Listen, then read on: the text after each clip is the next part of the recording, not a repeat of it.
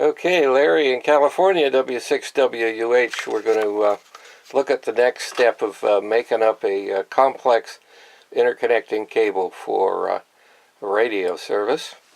In this case, we previously assigned a wire to each of 21 pins. We started with the schematic. We determined the use of each pin, what it does, what kind of wire it requires.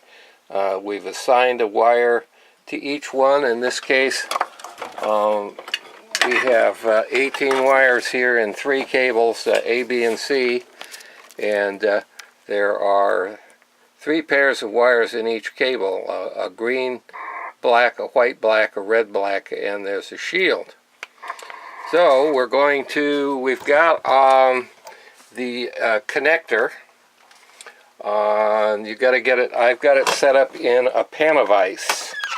Whatever you use, you may have to use a bench vise, you may have to improvise something, but you have to have a way to hold this steady and secure while you attach your wires. You've got to be able to read the pin numbers so that you don't make any mistakes.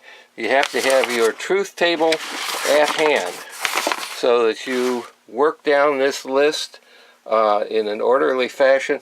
Now, sometimes on complex cables, professionally, I think they may start at the center and then work out so that they don't get in their way. But for my purposes, it's better for me to just proceed down the list, pin 1, pin 2, pin 3, pin 4.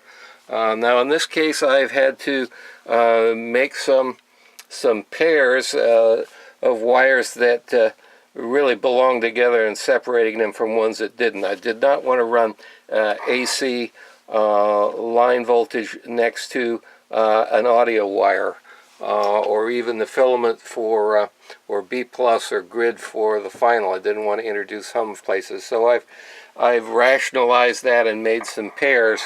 So one pair won't just go 1, 2. In this case, the first pair will go to pin 2 and pin 5, and the next pair 3 and 4, next one 7 and 10.